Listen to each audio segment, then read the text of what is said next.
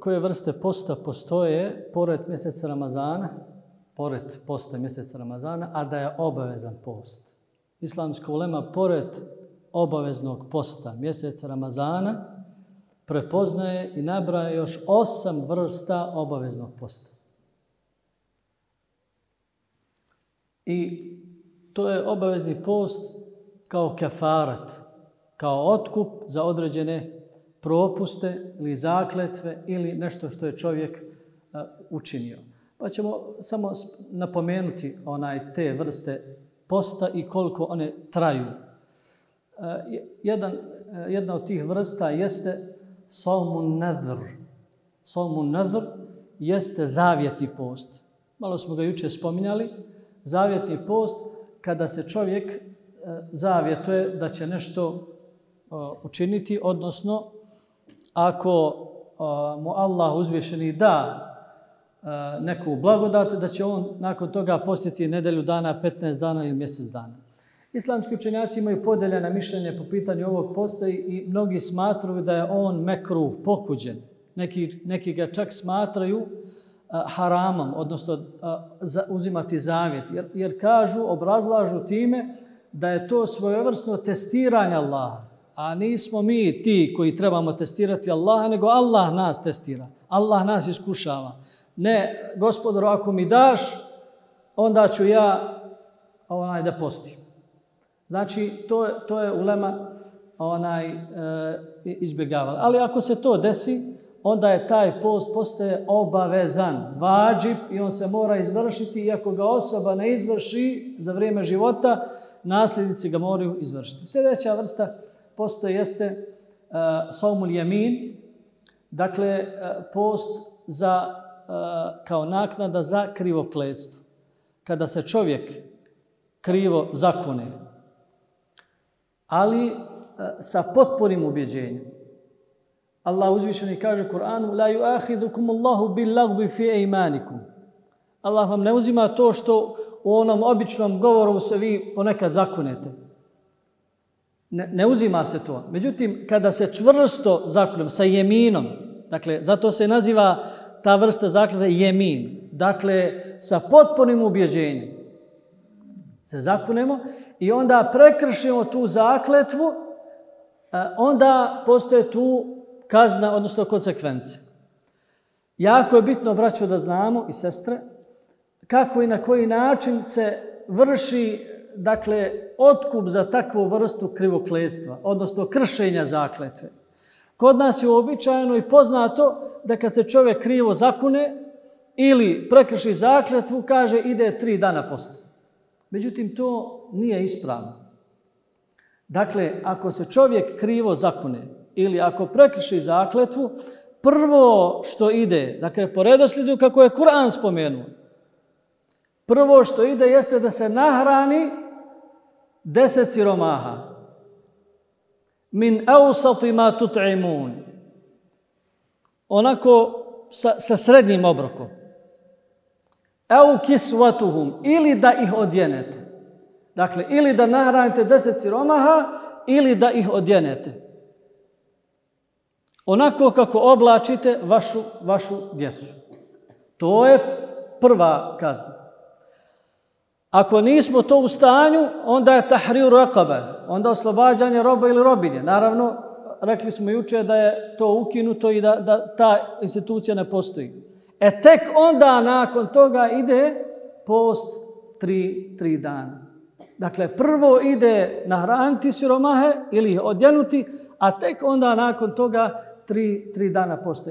I u toj situaciji bio bi vađib, obavezan je taj post. Dalje postoji saumu zihar.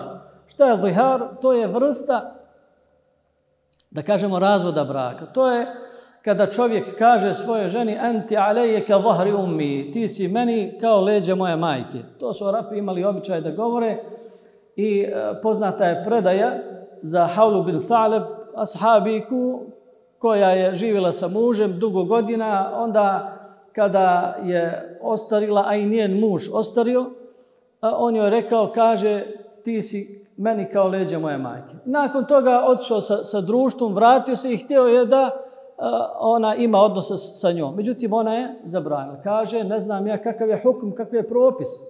I otišla kod Muhammeda sallallahu alejhi ve sellem da se raspita. Rasulullah sallallahu alejhi ve sellem kaže, otiđi svom mužu i budi mu pokorna i poslušna. Allah ništa o tome do sad nije objavio.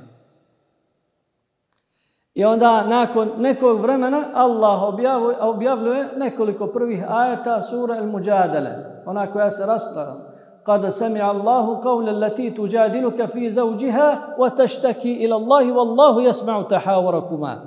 Dakle, Allah je čuo riječi one koja se jadala Allahu, koja se s tobom raspravlja oko njenog muža. Allah je dakle čuo njene riječi i Allah je pojasnio kakav je hukm i propis kada čovjek na taj način postupi sa svojom ženom. Propis je, dakle, da ili oslobodi roba ako je mogućnosti, ili da posti 60 dana, ili da nahrani 60 siromaha. Dakle, i ovdje, ako čovjek tako postupi, onda je obavezan i dužan da isposti 60 dana uzastopno. Dalje postoji post saumul qatil, znači ili saumul qatl, znači kada čovjek ubije nenamjerno drugog čovjeka, odnosno muslimana, vjernika. I ovdje kod kazne za ubicu, tu se akida, vjerovanje, ubjeđenje ehli sunnata wal džemaata razlikuje od vjerovanja akidata Mu'tazila i Havariđa i nekih drugih frakcija. Kako i na koji način? Mu'tazile, braćo, a nekako olako mi prelazimo preko ovog izraza Mu'tazile. Mu'tazile su se pojavile za vrijeme Hasan al-Basrija. Kada je Vail ibn Ata bio na sjelu sa Hasan al-Basrijom i onda nije mu se svidjelo neka mesela, neko pitanje, on je odstupio od njegovog sjela i onda oformio svoj džemat i svoju frakciju. Ali zbog čega kažem olako spominjem ovo? Zato što je za vrijeme Ahmed ibn Hanbala, dok je bio Ahmed ibn Hanbal, ta frakcija akidetska, ona je prevladavala u cijelom islamskom umetu. Dakle, bila je osnova akaidu u cijelom islamskom umetu.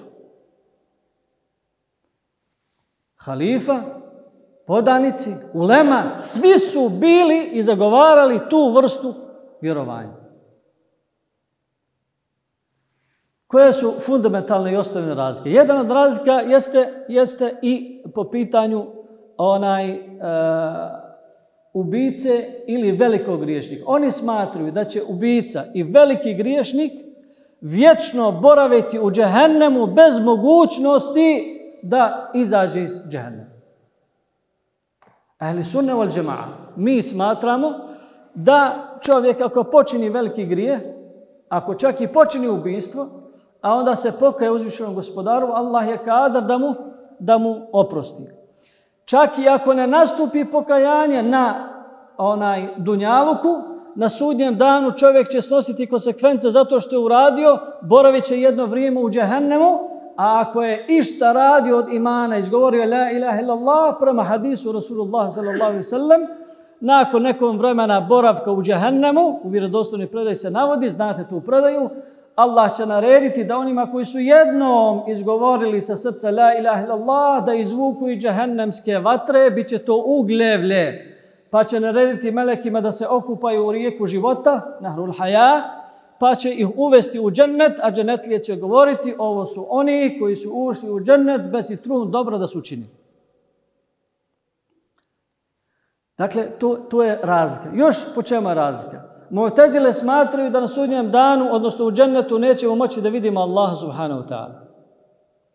I jedan od učenjaka koji je veliki zagovarač i veliki, da kažemo, alim od Mu'tazila, za Mahšari poznati mufesir, on je bio Mu'tazilske akide, on je branio stav da niko neće imati prilike ni u džennetu da vidi Allaha subhanahu wa ta'ala. Obzirom da je bio jak ekspert u poznavanju arapskog jezika, onda sa jezičke strane itekako dobro branio to svoje mišljenje. Evo, pojasnit ću vam.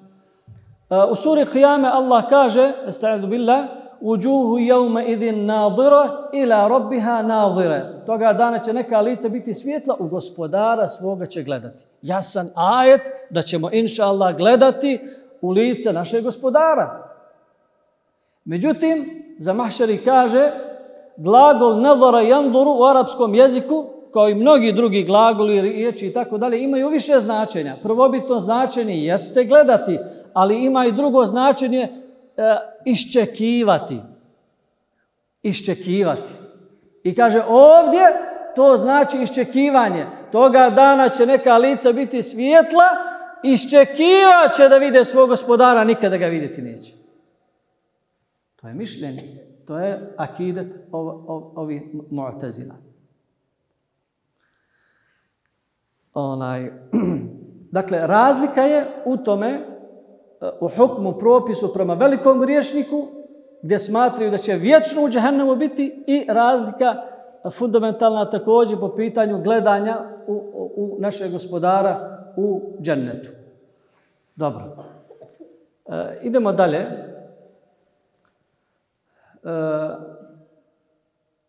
Što se tiče posta za onoga koji nenamjerno ubije, kazna je 60 dana uzastopnog posta. Bilo je također pitanje šta ako osoba krene i posti i dođe do 30. dana i iftari se.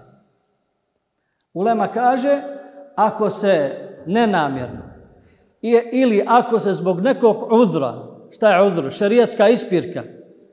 Dakle, ako je bolest u pitanju, ako je put u pitanju, onda će prekinuti post i onda kad bude u prilici nastaviti gdje je stalo. A ako se desi da namjerno prekrši taj post 60 dana i dođe do 30., 35. ili čak 59. dana, pa namjerno prekrši, sve iz početka. I tu nema razilaženja, sve iz početka. Ponovo 60 dana. Dakle, to je propis. I imamo još obavezni post kada su obredi hadža u pitanju. To je vezano za ovu temu, tako da ćemo nastaviti sada sa temama koje nas očekuju iz ovih stranica koje smo proučili.